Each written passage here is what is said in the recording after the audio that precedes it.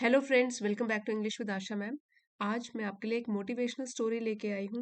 इसका टाइटल आप देख सकते हैं, एवरीवन हैज़ गुड क्वालिटीज। ये आपके लिए एक ऑल इन वन वीडियो रहेगा, क्योंकि स्टेप बाय स्टेप आप इसमें सीखोगे कॉम्प्रिहेंशन, पूरी एक्सप्लेनेशन, फिर वोकेबलरी है, उसमें कुछ फ्रेजल वर्ब भी रहेंगे, इडियम्स भी होंगे, देन ग्रामर और लास्ट में रीडिंग। सो वीडियो बहुत हेल्पफुल रहेगा। इसी के साथ लाइक कर दीजिए, अगर आप चैनल पे पहली बार आए हैं सब्सक्राइब भी कर लीजिए, साथ ही नोटिफिकेशंस ऑन करना ना भूलें। एवरीवन मीन्स हर किसी में, हैज़ गुड क्वालिटीज अच्छे गुण होते हैं, हर किसी में अच्छे गुण होते हैं। The classroom buzzed with chatter. तो बज एक साउंड होता है, जैसे कि मधुमक्खियों का साउंड होता है, बजिंग साउंड, वाला जो साउंड होता है उसको बोलते हैं बजिंग। लेकिन यहाँ पे है क्लासरूम बज्ड। किससे बज कर रहा था वो? चैटर। चैटर होता है बातचीत। सो बातचीत से पूरी की पूरी क्लासरूम जो है वो गूंज रही थी। But Aryan sat silently in a corner. लेकिन आर्यन नाम का बच्चा जो था वो चुपचाप एक कोने में बैठा हुआ था। सैट वर्ब पास्ट टेंस में है। Staring at his notebook. Stare होता है एक टक घूरना, देर तक घूरना, उसको बोलते हैं steering. Steering at his notebook, अपनी नोटबुक को घूरते हुए वो साइलेंटली चुपचाप एक कोने में बैठा हुआ था। He had always believed he was ordinary. हमेशा से ही वो बिलीव करता था, उस मानता था या उसका मानना था, ऑलवेज हमेशा से, कि वो एक साधारण लड़का है। ऑर्डिनरी मीन्स साधारण। Neither exceptional. Neither negative sense को डिनोट करता है कि ना तो वो कोई एक्सेप्शनल था कि असाधारण था, समबडी अनयूजुअल या सुपीरियर या एक्स्ट्राऑर्डिनरी था। तो वो अपने आप को एक ऑर्डिनरी साधारण सा बच्चा मानता था, जिसमें कि ना तो वो कोई असाधारण था, कोई अनयूजुअल टाइप का था इन स्टडीज, पढ़ाई को लेकर, नॉर गिफ्टेड इन स्पोर्ट्स, और ना तो स्पोर्ट्स, खेलों में भी कोई गिफ्टेड मीन्स प्रतिभाशाली था, मतलब स्पोर्ट्स में भी वो कुछ अच्छा नहीं था। सो दोनों चीजें हो गई, ना स्टडीज में अच्छा था ना स्पोर्ट्स में अच्छा था। जब हम दो चीजें बताते हैं, ये नीदर को लेकर और नॉर को लेकर, सो ये तब यूज किया जाता है जब हम दो चीजें बता रहे हो जो कि ट्रू नहीं है, सच नहीं है, कि ना तो वो ये था ना तो वो ये था। इनको को रिलेटिव कंजंक्शंस भी बोलते हैं। No matter how hard he tried. So no matter how, चाहे जितना भी, हार्ड मीन्स मेहनत कर ले वो, ही ट्राइड कोशिश करता वो, चाहे जितनी भी कोशिश करता, मेहनत कर ले। Self doubt clouded his mind. Self doubt मतलब खुद के ऊपर जो उसको शक था, संदेह था कि मैं तो सिर्फ एक साधारण लड़का हूँ, तो उस वो उसके माइंड को घेर लेता था, उसके ऊपर छा जाता था। जैसे कि सूरज है, उसको क्लाउड्स ढक लेते हैं, तो उस तरीके से जो उसका मन है वो सेल्फ डाउट से ढक लिया जाता था। Like an unrelenting storm. Storm होता है तूफान, और अनरिलेंटिंग इसका मतलब होता है कंटिन्यूअसली, लगातार, स्ट्रॉन्ग। नॉट बिकमिंग वीकर, जो कि कमजोर नहीं पड़ेगा ऐसे तूफान की तरह। सो कहने का मतलब है कि जैसे कि न कमजोर पड़ने वाला तूफान हमेशा चलता ही रहता है, न खत्म होने वाला तूफान हमेशा बना ही रहता है, उस तरीके से सेल्फ डाउट भी उसके मन में हमेशा बना रहता था कि मैं अच्छा नहीं हूँ। अब ये इन्वर्टेड कॉमर्स में है, दैट मीन्स उसके मन में आइदर ये बातें आ रही है या तो वो किसी के सामने इसको बोल रहा है। यहाँ से लेके यहाँ तक। Some people are born talented. कुछ लोग ऐसे होते हैं जो कि पैदाइशी ही टैलेंटेड होते हैं, प्रतिभाशाली होते हैं, उनमें कुछ ना कुछ टैलेंट होता है। And some are just average. और कुछ लोग जन्म से ही बिल्कुल साधारण होते हैं, एवरेज होते हैं। ही ऑफन थॉट, वो अक्सर ही ये सोचा करता था। सो ये उसके खुद के मन की बिलीफ है कि कुछ लोग तो पैदाइशी ही ऐसे होते हैं, टैलेंटेड हो जाते हैं, गिफ्टेड होते हैं, इंटेलिजेंट होते हैं, कुछ लोग बिल्कुल साधारण होते हैं। इस पैराग्राफ में एक बार जो न्यू वर्ड्स आए थे वो है बज। बज है कि घुन घुन घुन वाली आवाज, गूंजने वाली आवाज। और चैटर होता है बातें, जो कि नॉन स्टॉप बातचीत करते रहते हैं, उसको बोलते हैं चैटर। उसके बाद है स्टेयर। स्टेयर मतलब एक टक घूरते रहना। फिर है एक्सेप्शनल, अनयूजुअल, असाधारण, बिल्कुल ही यूनिक। फिर है नो मैटर हाउ। ये एक्सप्रेशन का मतलब हो गया कि चाहे जितना भी, इससे फर्क नहीं पड़ता, जितना भी वो हार्ड ट्राई करे, मेहनत करे। So no matter how means चाहे जितना भी। अनरिलेंटिंग मीन्स कभी भी खत्म ना होने वाला, न खत्म होने वाला। Never becoming weaker. और ऑफन का मतलब होता है अक्सर। One day his English teacher, Mr. Mehra, handed out an assignment. ये एक फ्रेजल वर्ब है, handed out, और ये hand out का hand out, इसका past tense हो गया handed out, which means कि to give something to several people in a group or in a place.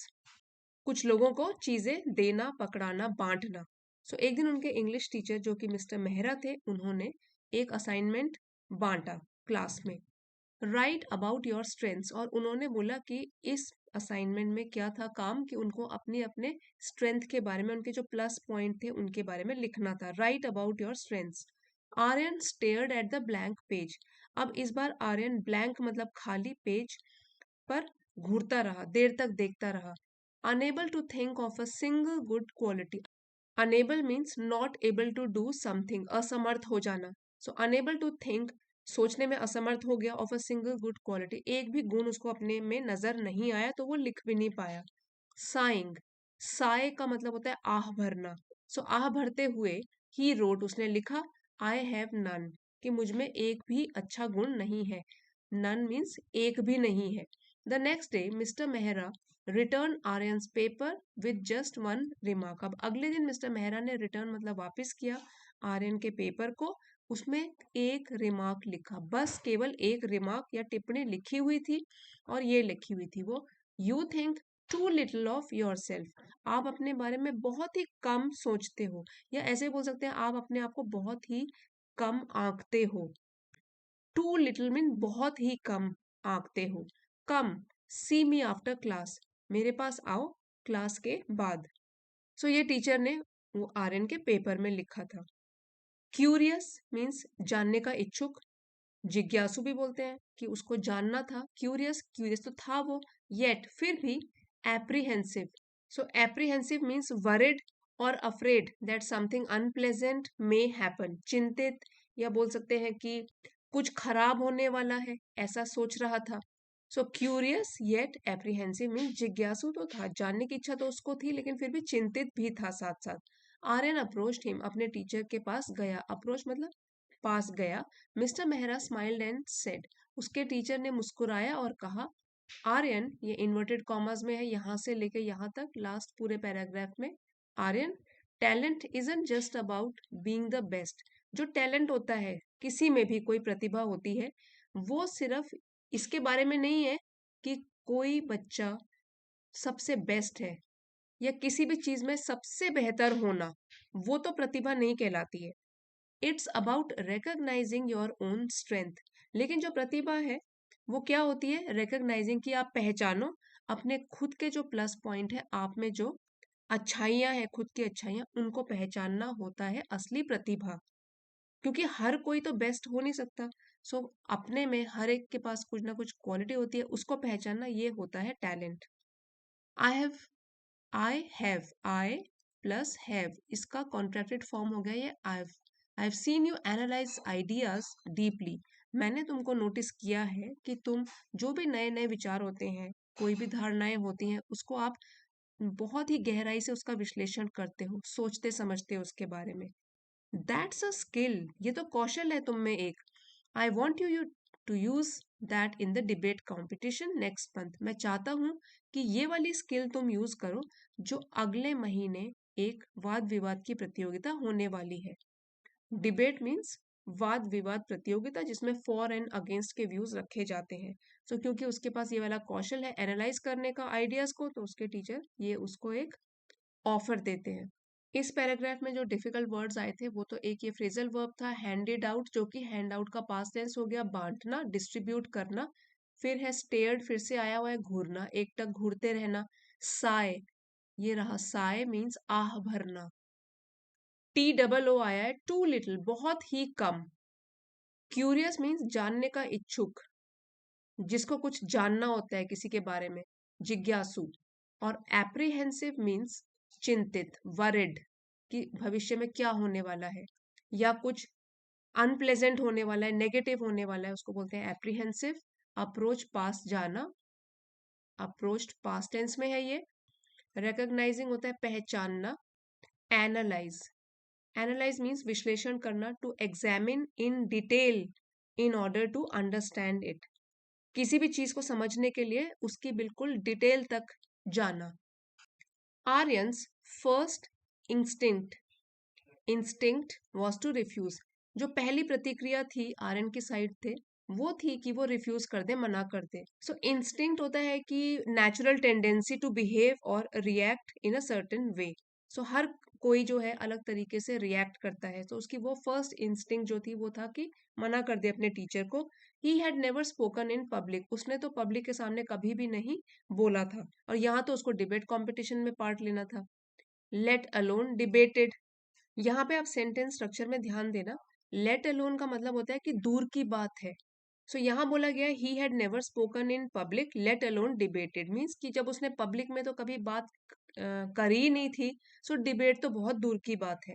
Let alone का यूजेज आपको एक और तरीके से इजीली समझ आ जाएगा अगर आप ये देखोगे कि इसका मीन्स ऐसे लगा लो, not to mention. Not to mention, इसको रिप्लेस करके आप देख सकते हो नॉट टू मेंशन। और हम इसका यूज लेट अलोन का यूज करते हैं जैसे कि नेगेटिव स्टेटमेंट के बाद, कि जैसे ये है ना नेवर स्पोकन इन पब्लिक, ये नेगेटिव स्टेटमेंट हो गई, और इसके बाद लेट अलोन का यूज करके बताते हैं कि ये वाली चीज तो बहुत दूर की बात है, इससे भी स्ट्रॉन्ग नेगेटिव हो गया ये, कि जब पब्लिक में कभी बोला ही नहीं है तो डिबेट में पार्ट लेना तो बहुत ही दूर की बात है। इसको आप रिप्लेस करके भी देख लो, he had never spoken in public not to mention debated, तो डिबेट करना तो मेंशन करने लायक ही नहीं है, बहुत दूर की बात है। सो इस तरीके से आप इसका यूजेज देख सकते हो कि पहले एक नेगेटिव बोला, उसके बाद लेट अलोन लिखा और वो वाली चीज लिखी जो कि उससे भी ज्यादा नेगेटिव है।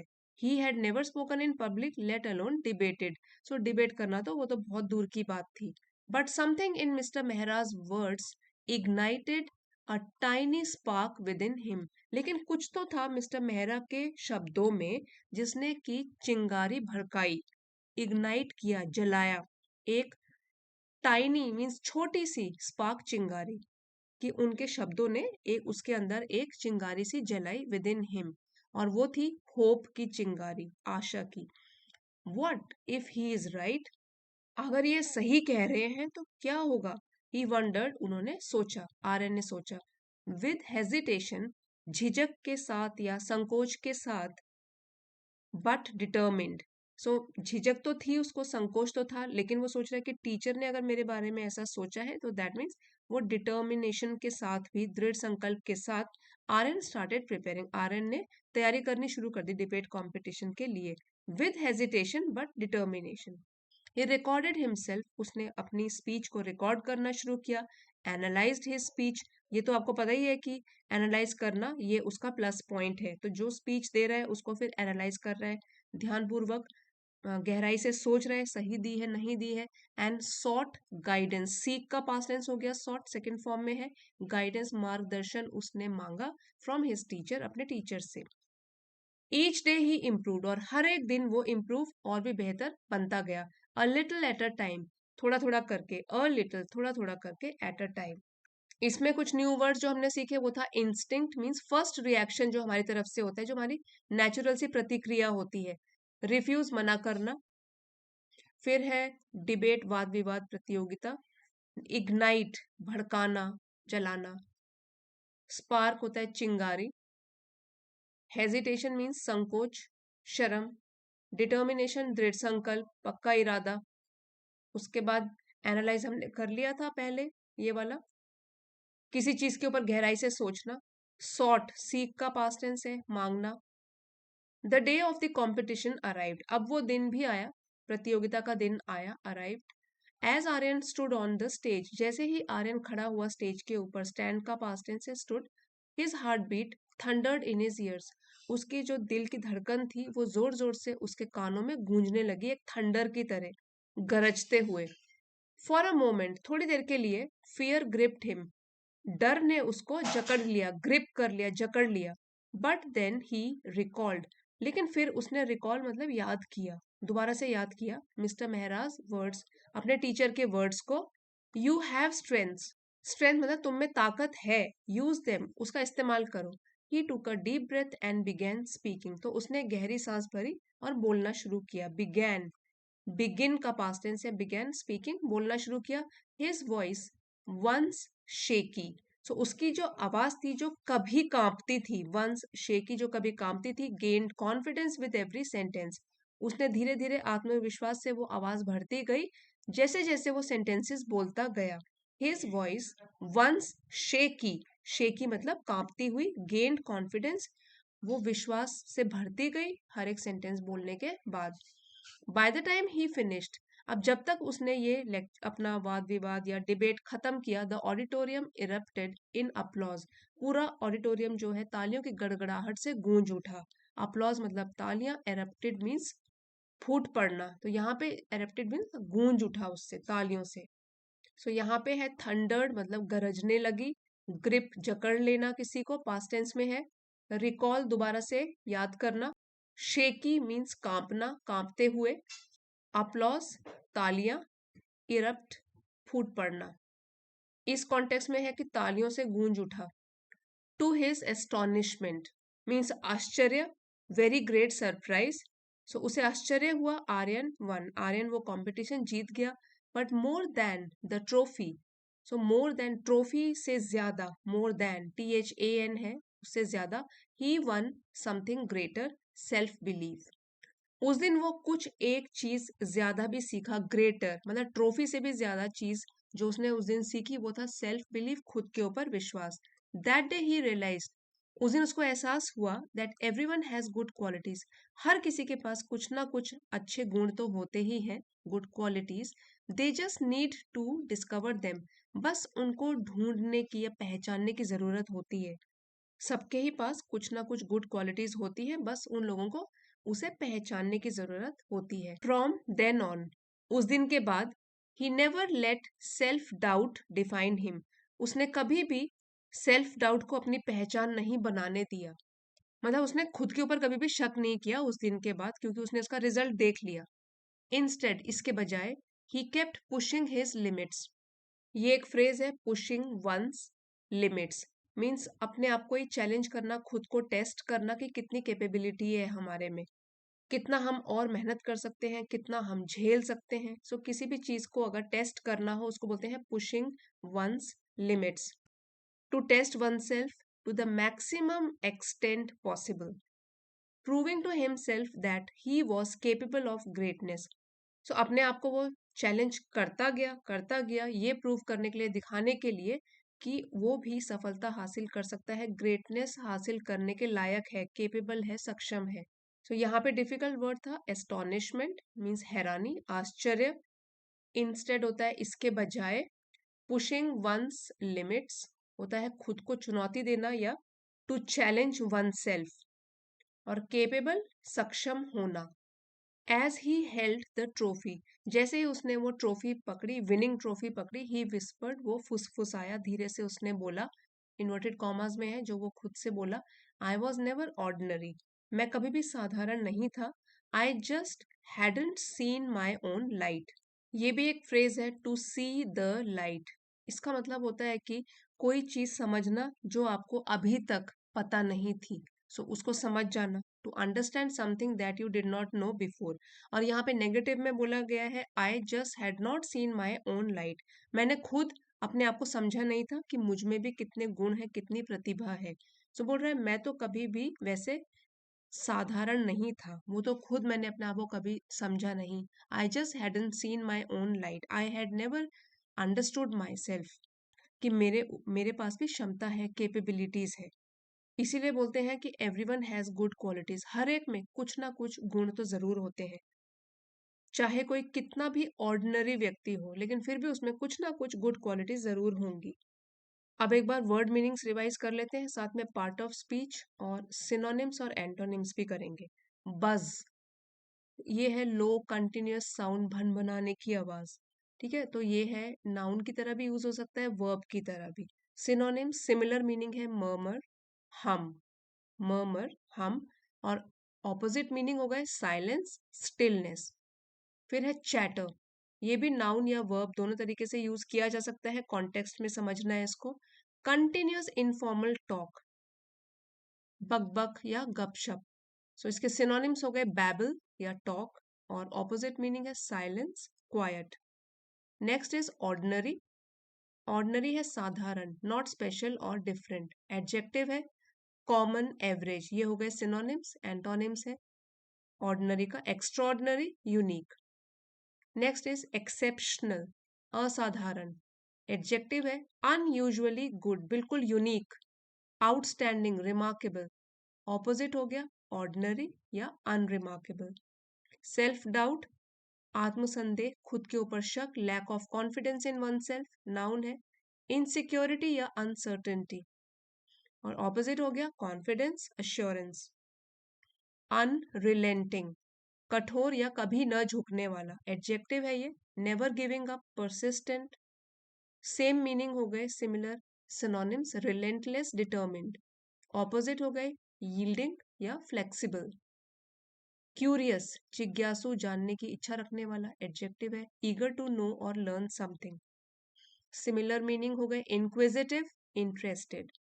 ऑपोजिट हो गए इनडिफरेंट, अनइंटरेस्टेड। एप्रीहेंसिव, चिंतित, वरिड, और फियरफुल अबाउट समथिंग। एडजेक्टिव हो गया एंग्शियस, नर्वस, ये हो गए सिनोनिम, और ऑपोजिट हो गए कॉन्फिडेंट, काम। सो चिंतित का ऑपोजिट क्या हो गया, जो कॉन्फिडेंट होता है, जो काम होता है, शांत रहता है। टैलेंट, प्रतिभा, नाउन है। Natural ability to do something well.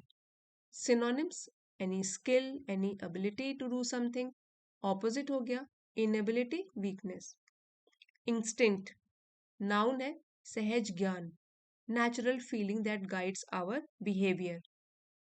Similar meaning intuition, impulse. Intuition, impulse, और ऑपोजिट रीजनिंग, एनालिसिस। सोच समझ कर, गहराई से समझ कर एनालिसिस करना, रीजन करना किसी चीज को, ये इसका ऑपोजिट है। रिफ्यूज, मना करना, इनकार करना, वर्ब है to say no to something. Synonyms reject करना, डिक्लाइन करना। ऑपोजिट हो गए एक्सेप्ट करना, अग्री करना, मानना, सहमत होना। हेजिटेशन, संकोच, झिझक, नाउन है pause before doing something. Similar meaning synonyms uncertainty या indecision. Antonyms confidence, assurance. Determination, ये भी नाउन है, दृढ़ संकल्प, फर्मनेस इन डिसीजन मेकिंग, और इसके सिनोनिम्स है रिजॉल्व या परसिस्टेंस। एंटोनिम्स हो गए डाउट, हेजिटेशन। हेजिटेशन होता है झिझकना। नेक्स्ट है थंडर, गरजना जोरों से, वर्ब हो गया to make a loud and deep noise. Synonyms to roar, to boom. Antonyms whisper, धीरे धीरे बोलना, मर्मर, चुपके से बोलना, आगे वाले को सुनाई न दे। ग्रिप्ड, जकड़ लेना, वर्ब है टू होल्ड टाइटली, और इसका सिनोनिम हो गया सीज्ड, छीनना, क्लच, छीनना। एंटोनिम्स रिलीज, लेट गो, छोड़ देना। रिकॉल, याद करना, टू रिमेंबर समथिंग, वर्ब हो गया। Synonyms remember, recollect. ऑपोजिट हो गया फॉरगेट, इग्नोर। एरप्ट, फूट पड़ना, to burst out suddenly, verb है to explode, to burst. Antonyms to subside, to calm. Astonishment, आश्चर्य होना, noun great surprise. Synonyms amazement, shock. Opposite indifference, expectation. अब क्योंकि astonishment का मतलब होता है कि फीलिंग ऑफ सरप्राइज, आश्चर्य की भावना, तो इसका ऑपोजिट हो सकता है एक्सपेक्टेशन, कि हाँ हमने अपनी आशा लगाई हुई थी इसमें, तो ये इसका ऑपोजिट हो गया। सेल्फ बिलीफ होता है आत्मविश्वास, नाउन है confidence in one's own abilities, तो इसका सिनोनिम हो गया कॉन्फिडेंस, फेथ। ऑपोजिट हो गया सेल्फ डाउट, इनसिक्योरिटी। कुछ फ्रेजल वर्ब्स भी आए थे जैसे कि हैंड आउट, डिस्ट्रीब्यूट करना, बांटना। कम सी मी, मिलने आना, टू विजिट और meet someone. Turn down, reject करना, रिफ्यूज करना, मना कर देना किसी ऑफर को। टेक अ डीप ब्रेथ, गहरी सांस लेना। To inhale deeply, to calm down, अपने मन को शांत करने के लिए जनरली वी इनहेल डीपली और take a deep breath. Hold on to means पकड़ के रखना या बनाए रखना, टू कीप और retain. To push one's limits means अपने आप को चैलेंज करना, चुनौती देना, सीमाओं से भी आगे बढ़ना, कंफर्ट जोन से बाहर निकलना। बिल्ड अप, विकसित करना, टू डिवेलप और इंक्रीज। अब कुछ इडियम्स और एक्सप्रेशंस थे। क्लाउडेड हिज माइंड, मतलब उसके दिमाग में उलझन डाल दी या घेर लिया, उसको कंफ्यूज कर दिया। confused or overwhelmed by thoughts. Ignited a tiny spark means प्रेरित करना. Inspire or motivated someone, एक चिंगारी भड़काना. Gripped by fear, overcome by fear, डर से घिर जाना, मतलब कि डर हमको ग्रिप कर ले, घेर ले, जकड़ ले. Thundered in his years, thunder क्या होता है? गरजने की आवाज, तेज धड़कन महसूस करना, क्योंकि यहाँ पे वो अपने दिल की आवाज ही सुन रहा था जोर जोर से धड़कने की. erupted in applause मीन्स तालियों से गूंज उठा. loud clapping in excitement. self doubt clouded his mind, ये तो हमने अभी करा कि उसके आत्मसंदेह ने उसको घेर लिया. pushing limits होता है continuously improving oneself, अपने कंफर्ट जोन से बाहर निकलना, अपनी सीमाओं से बाहर निकल के आगे बढ़ना. अगले सेगमेंट की तरफ बढ़ते हैं, ग्रामर की तरफ. इसका पीडीएफ आपको एलीट मेंबरशिप में आज ही मिल जाएगा. इस चैनल पे अभी 2 लेवल स्टार्ट किए हैं, एक है चैनल सपोर्टर और दूसरा है एलीट लेवल. सो यहाँ पे आप देख सकते हो चैनल सपोर्टर्स जो है चैनल को सपोर्ट कर सकते हैं, उसके पर्क्स यहाँ पे लिखे हैं, और एलीट मेंबरशिप में क्या क्या मिलेगा उसके पर्क्स यहाँ पे लिखे हैं. आप चाहें तो इन दोनों में से कोई भी लेवल ज्वाइन कर सकते हैं. सो हमारे इस आर्टिकल में आया था कंपाउंड सेंटेंस, उसका कुछ एग्जाम्पल अभी देखेंगे. कंपाउंड सेंटेंस होता है जो दो इंडिपेंडेंट क्लॉजेस को जुड़ाता है by using the coordinating conjunctions. अब हमने कल के वाले वीडियो में भी ये देखा था, अगर आप चाहें तो कल वाला वीडियो भी देख सकते हो. Do not depend on others, उसमें भी ये एक्सप्लेन किया गया था. तो यहाँ क्या होते हैं हमारे कंपाउंड सेंटेंस जो कि दो इंडिपेंडेंट क्लॉजेस को जोड़ते हैं. अब इंडिपेंडेंट क्लॉज क्या होता है? पहले क्लॉज क्या होता है? क्लॉज में एक सब्जेक्ट होगा और एक वर्ब होगा, और इंडिपेंडेंट जो क्लॉज होगा वो क्या है? अपने आप में उसकी एक सेंस होती है. सो यहाँ पे कंपाउंड सेंटेंस क्या हो गया? जिसमें कि दो इंडिपेंडेंट क्लॉज है, वो कोऑर्डिनेटिंग कंजंक्शंस को लगा के फिर एक ही सेंटेंस में कंबाइन हो जाता है. और हमारे कोऑर्डिनेटिंग कंजंक्शन को याद करने का तरीका है फैन वॉइस एक्रोनिम. जैसे कि fan, FANBOYS, for, and, nor, but, or, yet, so. So example क्या आया था स्टोरी में? The classroom buzzed with chatter but Aryan sat silently in a corner. अब देखिए अगर हम इसको हटा दें तो ये इंडिपेंडेंट क्लॉज है. The classroom buzzed with chatter, ये अपना सेंटेंस इंडिपेंडेंट है. Aryan sat silently in a corner, ये भी एक क्लॉज है, इंडिपेंडेंट है, अपने आप में ये एक सेंटेंस भी है. दोनों के दोनों इंडिपेंडेंट क्लॉजेस को ये जोड़ा गया है कंजंक्शन के द्वारा, जो कि कंजंक्शन कहलाती है कोऑर्डिनेटिंग कंजंक्शन. कौन कौन सी होती है कोऑर्डिनेटिंग कंजंक्शन? यहाँ पे लिखा हुआ है, एक्रोनिम आप याद कर सकते हो. Fan voice, for, and, nor, but, or, yet, सो. दूसरा एग्जाम्पल है he had never spoken in public let alone debated. यहाँ पे एक चीज ध्यान रखना है कि जो है लेट अलोन डिबेटेड, ये है implied second clause. First clause पूरा हमारा ऐसा हो गया ही had never spoken in public, जो कि इंडिपेंडेंट है. और जो हमारा ये है, ये वाला जो है लेट अलोन डिबेटेड, तो इसको हम इम्प्लाइड सेकंड क्लॉज क्यों बोल रहे हैं? क्योंकि हम इसको इस तरीके से भी लिख सकते हैं, and he had never debated either, न तो उसने पब्लिक में बोला था न तो उसने डिबेट किया था, तो इसलिए यहाँ पे ये भी एक कंपाउंड सेंटेंस ही माना जाएगा. डायरेक्ट स्पीच भी यूज की गई थी, जिसको हम इनडायरेक्ट स्पीच में बताने के लिए इसको इनडायरेक्ट स्पीच का यूज करते हैं. It is used when you report someone else's words without quoting them directly. So इसमें दैट कनेक्टर जुड़ता है. जैसे कि mister Mehra smiled and said Aryan, talent isn't just about being the best, it's about recognising your own strength. So ये तो हो गया हमारा डायरेक्ट स्पीच में. इसको हमको इनडायरेक्ट स्पीच में किस तरीके से कन्वर्ट करना है? Mister Mehra smiled and told Aryan that, ठीक है, इन्वर्टेड कॉमास हट गए, एंड टोल्ड आर्यन, फिर दैट हमने कनेक्टर से जोड़ दिया इसको. अब यहाँ पे जो इज था वो वॉज बन जाएगा. Talent was not just about being the best, फिर से यहाँ पर था is, it was about recognising. अब यहाँ पे है योर ओन स्ट्रेंथ, तो यहाँ पे इसका चेंज होके बन जाएगा हिज ओन स्ट्रेंथ. एक्सप्लेनेशन भी है, change in the tense and pronoun. So is बन गया वॉज, और हिज, यू बन गया हिज और योर. थर्ड है हमारा पास्ट परफेक्ट टेंस जो आया था. पास्ट परफेक्ट टेंस का रूल क्या होता है? It is use to describe an action that happened before another action in the past. एक एक्शन जो कि दूसरे एक्शन से पहले ही हो चुका हो. It is use to show that one event happened before another, दूसरी इवेंट शुरू होने से पहले ये एक्शन हुआ. स्ट्रक्चर देखिए, subject plus had plus verb third form past participle. Story में यहाँ पे आया था he had never spoken in public, तो हैड के साथ वर्ब थर्ड फॉर्म लगी हुई है. He had never spoken, past perfect tense because the action was completed before another past event, जो कि था debating. ग्रामर में ही हमारे फ्रेजल वर्ब भी आ जाते हैं, वो हमने पहले भी इसके डिटेल में पढ़ लिया है, सो वही वाले हैं ये भी. ग्रामर का ही पार्ट है. idioms एंड phrases ऑल्सो, तो ये भी हमने पहले पढ़े हैं. Clouded his mind, tiny spark within him, prove himself मतलब अपना महत्व साबित करना, टू शो हिज वर्थ.